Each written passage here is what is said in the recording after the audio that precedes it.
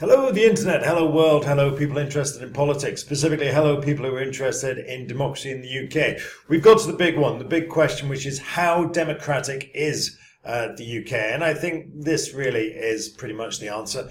But let's put that in context. Let's have a look at the global picture. Now, we're going to be referring an awful lot in the course of this presentation to this democracy index, which is cranked out every year by the EIU, the Economist Intelligence Unit.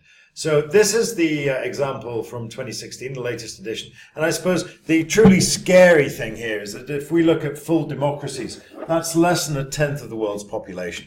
In fact, the really scary thing is that the largest single part of the world's population lives in what's called a flawed democracy. The second biggest is in authoritarian regimes. That's really quite a horrible idea, but bear in mind that China kind of slides into that authoritarian regime, so that's a big slice of the world's population by any measure. Anyway, you can spend time looking at the EIU in your own time. What we're going to look at is how do we use this to answer any question on democracy? How do we use this to answer any question on democracy in the UK? And here's a little exchange which I've quoted other times about democracy in the UK. Richard Dawkins here, the cynic, obviously saying that the EU is too complicated for people. The Foreign Secretary, Philip Hammond, saying, well, so much of a Democrat. Now, at that point, it looks like Dawkins is on the back foot. But then he responds and he says, no, hang on a second. We've got representative democracy here. We elect people, we elect politicians to make these decisions so that we don't have to. So at this point, it looks like Dawkins has really clattered into Hammond and he's on the ropes. But Hammond, to his tremendous credit, comes back with a killer punch. He says, no, actually, we asked them this at the last election. The last election, we said that we are going to introduce a referendum on the EU if you vote for us. The people voted for us. They want this referendum. And here it goes. So lovely little exchange there. That was quoted in Prospect in February 2016. Nice little exchange, just explaining how democracy works in the UK. But does it work? Let's have a look. We've got two different types of democracy that were alluded to there in that particular exchange, direct democracy and representative democracy. When it comes to direct democracy, we've got the Athenian model, and we've also got the contemporary model, which refers to referendums largely and other examples of direct democracy. Now, the Athenian model just is not really sustainable, not in modern day politics. It's too complicated, it's too time consuming. Referendums, however, we obviously do have, and other examples of direct democracy such as e-petitions and consultative democracy. But we're not going to, well, we are going to talk about those. We're going to allude to them. We're also going to allude to the notions of representative democracy, the difference between delegate representation and Burkean representation, and the importance of both of those in choice and accountability. These are going to be the parameters or the metrics by which we judge democracy in the UK, but let's drill into that in a little bit more detail. We start off simply with some definitions there. You should know these by now. I don't have to read them out. You can read. And this is broadly how I would look at starting any particular essay coming up that asks me about democracy. You can read that. Now, we're going to play a game in the course of this particular presentation. Now, you can cheat if you want, but it's just going to spoil the game, and there's no real points to be gained from getting things right. The EIU says, well, you can assess a democracy by looking at these 5 criteria. And based upon all of those, we can come up with a how democratic quota. Now, what I'd like you to do as we're going through this, and you've got a big sheet here in your presentation, just fill this in. I mean, everything that comes later. You can cheat if you like, but that's not really the point. I want you to think about where you think that these various aspects of the state rate as far as the Economist is concerned. So mark that in your presentation. We'll tot up the average score in class. We'll see how our assessment of democracy corresponds with the IEU and whether or not we can learn anything particular from that. So, just in terms of context, spoiler alert, we're not in the top 5. We've got Norway, bloody Stordalen going to be so smug, even more smug than usual. Iceland, Sweden, God, Ormerod's going to be off on one as well. Fortunately, we don't know many Kiwis, or at least not in this class, and I don't think we've got any Danes. So, just 2 smug Scandis that we have to worry about. So, electoral process and pluralism. How democratic is the UK? Now, these are the sorts of questions that the EIU is asking. And you need to look at those and try to come up with a value out of 10 that you would slap onto the UK. So pause it, read through those questions, and then when you're ready, we'll move on to the next slide, which is an assessment of these questions.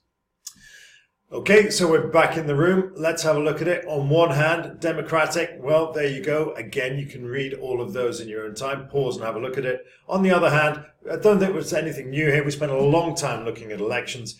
And if you need any of that explained, really, I suppose the only thing that's complicated here is asymmetric devolution. The idea that England is unrepresented relative to the regions. But again, we can talk about that in class. So, where do you think the UK comes on electoral process and pluralism? Insert your score now. The EU, according to the EIU, we are 9.58 on that one. So really not doing too bad in terms of electoral process and pluralism. So let's move on to the functioning of government. Now this relates very, very strongly to the Unit 2 aspects of the course. And so you have to ask yourself these questions. And again, you can read through all of those now and hit pause. And once you're ready, we can move on. So let's go.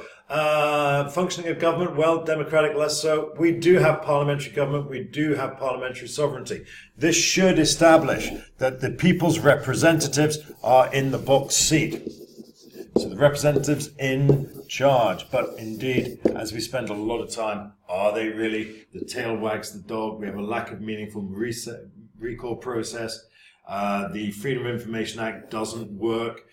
We've got vastly overpowerful, some pressure groups that are far too powerful. And again, we have that asymmetric devolution. So based on all of that, and again, we're skating over this because we've done so much of this work in other classes. We can then say, well, we had 9.58 for electoral process and pluralism.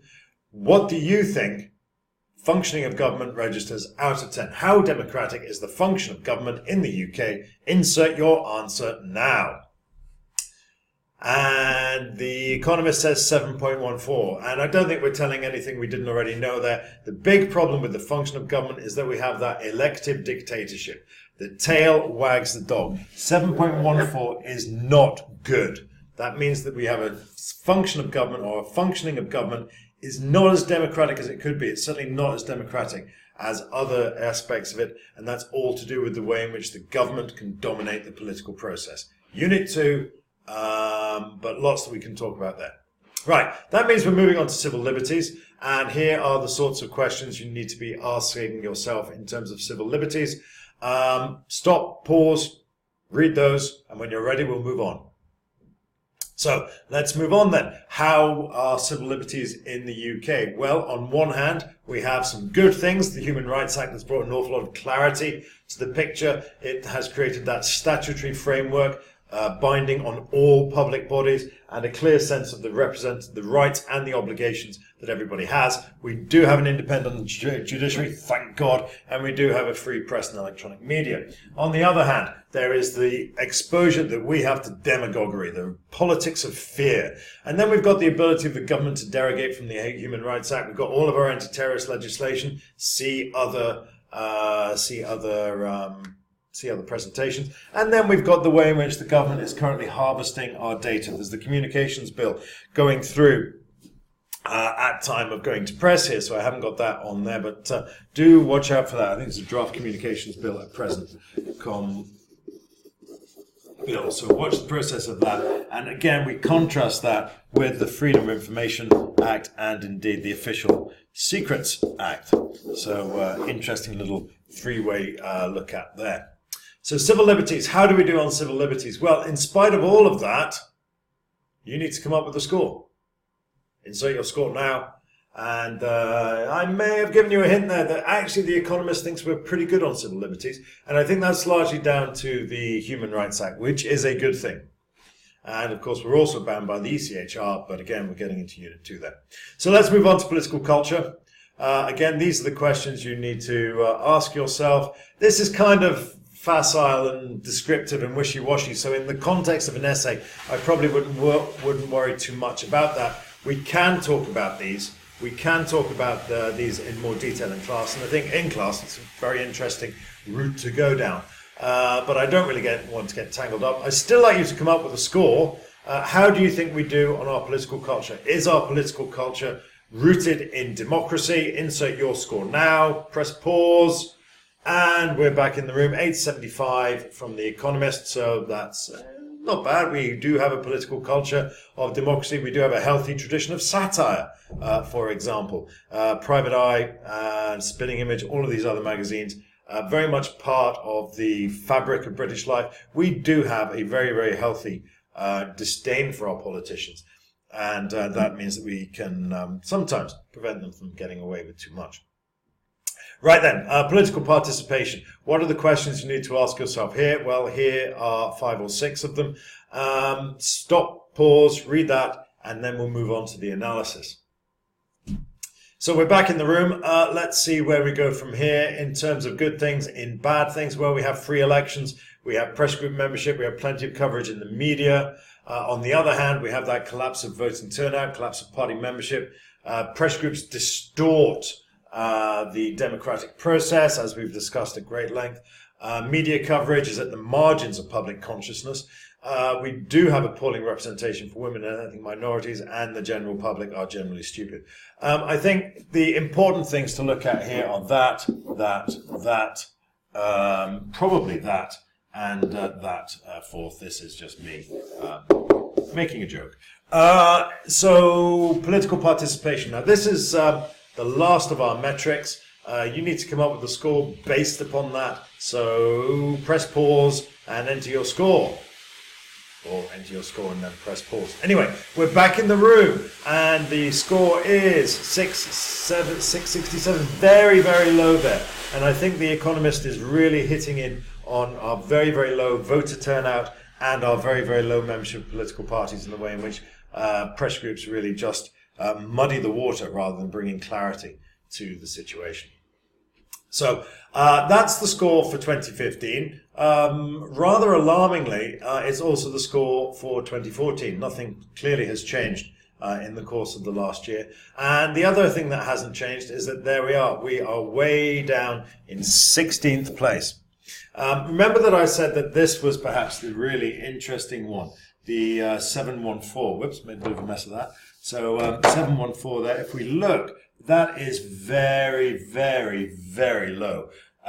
In fact, all the way down, even the Americans apparently have got a more democratic political setup than we have. And that's all to do with the power of the executive. Our government is very, very, very powerful. Certainly the most powerful of any of the 20 fully functional democracies that the Economist rates. And you can see there it's us and Spain, 16 and 17.